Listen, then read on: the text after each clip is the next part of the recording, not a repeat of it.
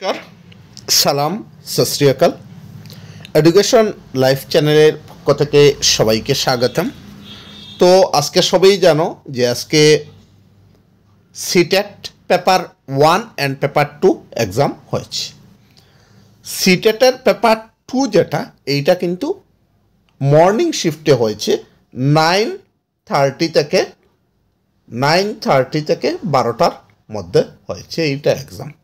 আর 2:30 থেকে 5টা পর্যন্ত হয়েছে পেপার 1 এক্সাম। তো আমি এখন নিয়ে এসেছি যে সিটেট পেপার 2 এর ল্যাঙ্গুয়েজ 1 যেটা যারা যারা বেঙ্গলি নিয়েছো তাদের জন্য এই ভিডিওটা।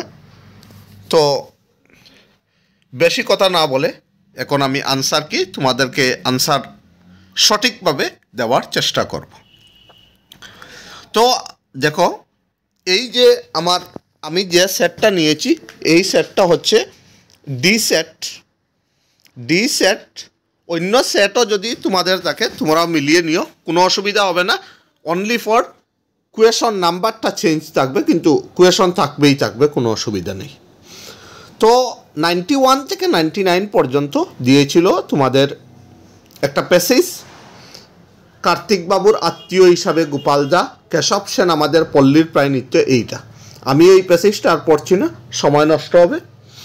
তো প্রথম প্রশ্ন কি দিয়েছে 91, হেডমাস্টার মশাই ভর্তির দিনই আমাদের প্রসঙ্গত একটু ইংরেজি শিখাইলেন, কাজটা অতিরিক্ত এবং অপশন দিয়েছে অনতিযত্ন, অভিনন্দনযোগ্য, অনভিপ্রেত না অনমনীয়। মনে রাখবে এইটার আনসার কিন্তু হয়ে যাবে অনভিপ্রেত। তো নেক্সট কোয়েশনে আমরা চলে আসি। কি বলেছে, অট্টালিকার সমার্থক শব্দ কোনটি? তয়খানা, পর্ণশালা, মঞ্জিল, কুঞ্জবাটিকা। এইটার কিন্তু কারেক্ট আনসার হয়ে যাবে মঞ্জিল। অট্টালিকার সমার্থক শব্দ হচ্ছে মঞ্জিল। তো 93 কোয়েশন, বক্তার বাবা তাঁর 2 পুত্রকে স্কুলে ভর্তি করার দায়িত্ব নিজে না নিয়ে গোপালদাকে দিয়েছিলেন, কারণ ক দিয়েছে পুত্রদের লেখাপড়ার ব্যাপারে তার তেমন আগ্রহ ছিল না।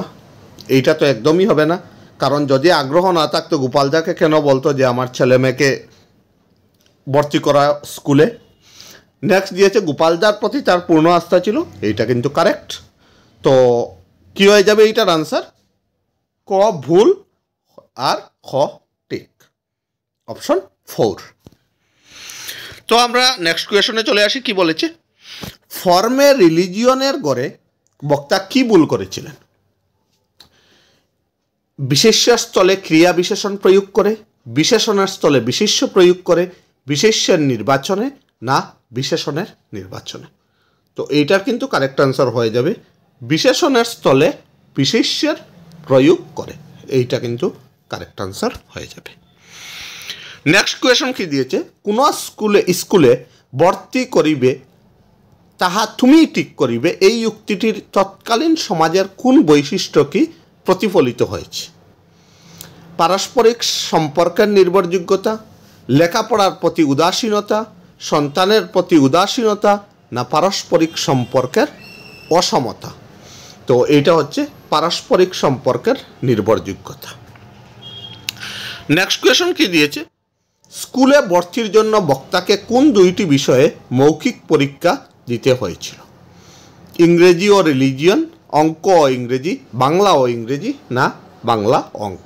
এইটা কিন্তু বহুত ইজি দিয়েছিল, বাংলা ও ইংরেজি। প্যাসেজ যদি ভালো করে পড়ো দেখবে বাংলা ও ইংরেজি। নেক্সট কোয়েশন কি দিয়েছে দেখো 97, আমাদের বাড়িতে আসিয়া অনেক গল্প করিতেন, বাক্যটিকে সার্থক জটিল বাক্যে রূপান্তরিত করলে হবে। মানে এই যে লাইন দিয়েছে এইটাকে জটিল বাক্যে রূপান্তরিত করতে হবে। অপশন কি দিয়েছে, যেহেতু আমাদের বাড়িতে আসিতেন সেহেতু অনেক গল্প করিতেন, যেরূপ আমাদের বাড়িতে আসিতেন সেইরূপ অনেক গল্প করিতেন, যেমন আমার বাড়িতে আসিতেন তেমন অনেক গল্প করিতেন, না যখন আমাদের বাড়িতে আসিতেন তখন অনেক গল্প করতেন। এইটার কারেক্ট আনসার কিন্তু 4 নম্বর হয়ে যাবে, যখন আমাদের বাড়িতে আসিতেন তখন অনেক গল্প করতেন। নেক্সট কোয়েশন কি দিয়েছে, বক্তা ও তার ভাইকে স্কুলে ভর্তি করানোর দায়িত্ব কে নিয়েছিলেন? এক দুঃসম্পর্কীয় আত্মীয়, এক পরিচিত জনের আত্মীয়, এক আত্মীয়ের পরিচিত জন না এক নিকট আত্মীয়। তো বক্তা আর তার ভাইকে স্কুলে ভর্তি করানোর দায়িত্ব কিন্তু নিয়েছিলেন এক পরিচিত জনের আত্মীয়। নেক্সট 99 কি দিয়েছে, গদ্যাংশটি কোন শ্রেণীর? শিক্ষামূলক সন্দর্ভ, প্রতিবেদন, ক্ষেত্র সমীক্ষা না আত্মজীবনী? এইটার কিন্তু কারেক্ট আনসার হয়ে যাবে শিক্ষামূলক সন্দর্ভ।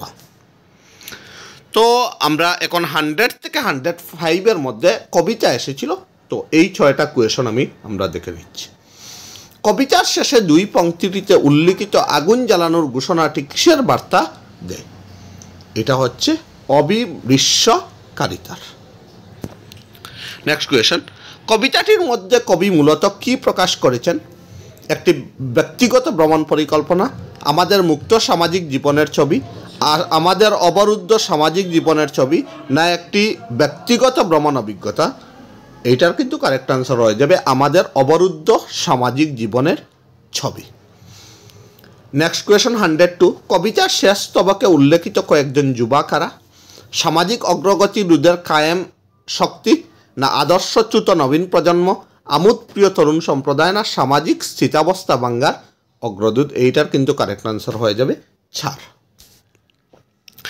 আমরা নেক্সট কোয়েশনে চলে আসি। কবিতার 8ম স্তবকে উল্লেখিত মাঝে মধ্যে জাকুনির ফলে কী হয়? এইটাতে কিন্তু 2টা অপশন আনসার কি যদি যখন আসবে তখন দেখবে, হয়তো আমার তো মনে হচ্ছে 1 হবে, কিন্তু 2ও কিন্তু কারেক্ট হতে পারে। তো যারা 2টাই দিয়েছো আনসার কির অপেক্ষা করো, কোনটা আসবে এইটা আনসার কি এলে বলা যাবে। নেক্সট কোয়েশন কি দিয়েছে, একটা সুড়ঙ্গের মধ্য দিয়ে আমরা চলছি কিংবা চলছে আমাদের এই মন্তরযান। এখানে কিংবা শব্দটির দরকার হলো কারণ ক দিয়েছে এই চলায় আমাদের সক্রিয় ভূমিকা নেই, আর এই চলায় অগ্রগতি নেই। এইটার অপশন হয়ে যাবে ক ও খ 2টি ঠিক। লাস্ট কোয়েশন প্যাসেজের এই কবিতার, দিশেহারা হবার ভয়ে আঁকড়ে আছি পাল্লা, অর্থাৎ হবার ভয়ে আঁকড়ে আছি, এই কথার অর্থ কী? আমাদের সভ্যতার অবলম্বন, আমাদের আত্মকেন্দ্রিতার অবলম্বন, আমাদের আত্মসচেতনতার অবলম্বন, না আমাদের মনুষ্যত্বের অবলম্বন? মনে রাখবেন আমাদের সচেতনতার অবলম্বন। তো নেক্সট কোয়েশনে আমরা চলে আসি। এইটা হচ্ছে পেডাগজির কোয়েশন দিয়েছে 106। উপাদান সমূহের প্রামাণিকতা বলতে কি বোঝায়? সেই সব উপাদান যা শিশুরা তাদের বাড়িতে নিয়ে আসে, না শিক্ষিকার দ্বারা তার শ্রেণীর উল্লেখিত লিখিত উপাদান, না ভারপ্রাপ্ত মানুষের দ্বারা, না বাস্তব জীবনে? আমি তোমাদেরকে বলেছিলাম যে রিয়েল লাইফ সিচুয়েশন যে জায়গায় আসবে এইটা আমাদের কারেক্ট আনসার হবে বাস্তব জীবনের বিষয়ে লিখিত অথবা বিবর্তিত উপাদান সমূহ। 5ম শ্রেণীর অপর্ণা বুঝে যে কোনো বক্তৃতা বা শ্রুতি অনুধাবন করতে হলে তার প্রতিটি ধ্বনি, শব্দ এবং তারপর তার বাক্যগুলি শুনতে হবে। শ্রবণ শিখনের কোন পদ্ধতি বা কৌশল উপর অপর্ণার বিশ্বাস দাঁড়িয়ে আছে?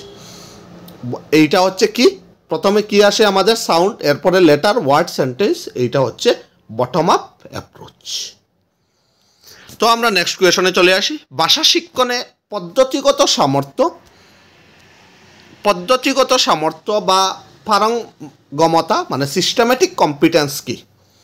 অপশন কি দিয়েছে, প্রতিটি মানুষের মধ্যেই অনেক ভাষার একটি প্রণালী আছে তা অনুধাবন, না ভাষা একটি প্রণালী হিসাবে কাজ করে তা অনুধাবন করা এবং প্রয়োগ করা, না ভাষার একটি ব্যক্তিগত ব্যাকরণগত প্রণালী আছে তা অনুধাবন করা এবং প্রয়োগ করা, না সমস্ত ভাষারই একটি সাধারণ সাংগঠনিক প্রণালী বর্তমান তা অনুধাবন? এইটার কিন্তু কারেক্ট আনসার হয়ে যাবে ভাষা একটি প্রণালী হিসাবে কাজ করে তা অনুধাবন করা এবং প্রয়োগ করা।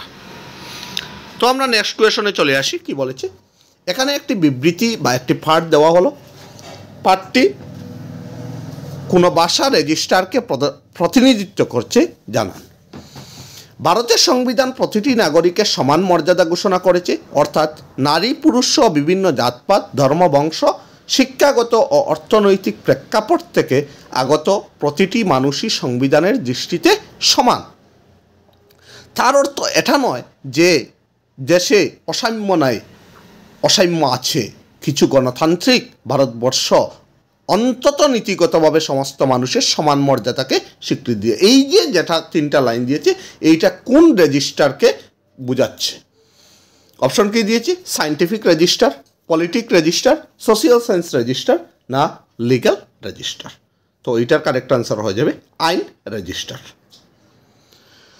তো আমরা নেক্সট কোয়েশনে চলে আসি। কি বলেছে?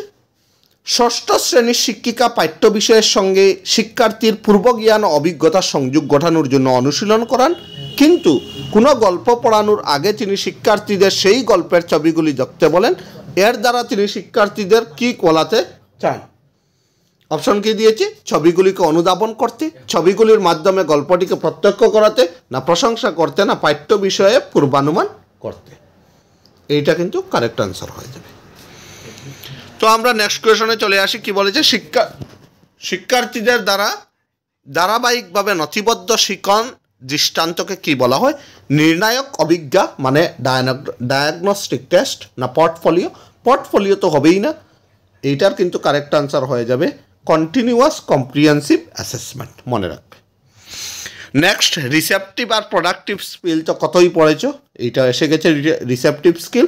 আমরা কতই পড়েছি যে লিসেনিং অ্যান্ড রিডিং হচ্ছে রিসেপটিভ, আর প্রোডাক্টিভ যে প্রোডাক্ট করি যেটা হচ্ছে স্পিকিং আর রাইটিং। তো এইটার কারেক্ট আনসার হয়ে যাবে শ্রবণ এবং পঠন।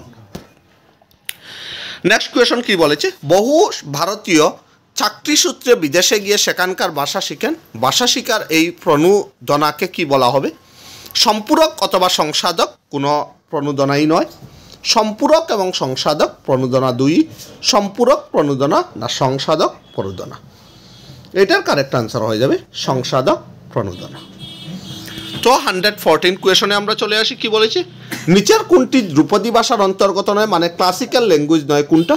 হিন্দি, তামিল, সংস্কৃত, তেলেগু। যারা ক্লাসিক্যাল ল্যাঙ্গুয়েজ পড়েছে সবাই জানো যে সংস্কৃত, তামিল, তেলেগু হচ্ছে ক্লাসিক্যাল ল্যাঙ্গুয়েজ, কিন্তু ক্লাসিক্যাল ল্যাঙ্গুয়েজ নয় হচ্ছে কি হিন্দি। তো আমরা নেক্সট কোয়েশনে চলে আসি। 115 কি দিয়েছে? নিচের কোনটি জাতীয় শিক্ষানীতি 2020 প্রস্তাবিত বিদেশি ভাষা অধ্যয়ন সম্পর্কে সঠিক নয়? এটা আমি জাস্ট বলে দিচ্ছি, বিদেশি ভাষা ত্রিভাষা সূত্রের 3টি ভাষার অন্তর্গত নয়, এইটা সঠিক নয়। তো আমরা নেক্সট কোয়েশনে চলে আসি। কি বলেছে? নিচের কোনটি ভাষা সম্পর্কে জানাকে নির্দেশ করে? অপশন কি দিয়েছে? কৌশলগত পারঙ্গমতা মানে স্ট্র্যাটেজিক কম্পিটেন্স, না ঘোষণামূলক জ্ঞান ডিক্লিয়ারেটিভ নলেজ, না প্রণালীমূলক জ্ঞান যেটাকে বলে প্রসিডিওরাল নলেজ, না ব্যাকরণিক জ্ঞান যেটাকে গ্রামাটিক্যাল বলে? এইটার কিন্তু কারেক্ট আনসার হয়ে যাবে ঘোষণামূলক জ্ঞান মানে ডিক্লিয়ারেটিভ নলেজ। তো আমরা 117 কোয়েশনে চলে এসেছি। কি বলেছে? ষষ্ঠ শ্রেণীর শিক্ষিকা কতন বিষয়ক কার্য হিসাবে নিজের কার্যভার বা টাস্কটি তৈরি করলেন। মরুভূমি ও সেখানকার আবহাওয়া সম্পর্কে 5টি বাক্য বলো। টাস্ক হিসাবে এটিকে কি বলা যায় অথবা না নিচের বিকল্প থেকে কারণসহ সঠিক উত্তর নির্বাচিত করো। এইটার কিন্তু কারেক্ট আনসার হয়ে যাবে ভালো টাস্ক নয়, কারণ মরুভূমি ও তার আবহাওয়া সম্পর্কে কোনো ইনপুট না থাকায় এর কোনো বিষয়ভিত্তি বা আদেও নেই। তো আমরা 118 কোয়েশনে চলে আসছি। কি বলেছে? উপভাষা সম্পর্কিত কোন মন্তব্যটি সঠিক? এইটার কিন্তু কারেক্ট আনসার হয়ে যাবে কোনো ভাষার উপভাষাগুলি আঞ্চলিক বিভিন্নতা থাকে। নেক্সট কোয়েশন কি দিয়েছে? নিচের কোন কর্মভারটি অখণ্ড বা সম্পূরিত দক্ষতার পোষকতা করে? এইটা হচ্ছে প্রজেক্ট ওয়ার্ক, যেটা কর্ম প্রকল্প। লাস্ট কোয়েশন কি দিয়েছে? প্রসঙ্গভিত্তিক ব্যাকরণ শিক্ষণের নিম্নলিখিত কৌশলটি কি নামে পরিচিত?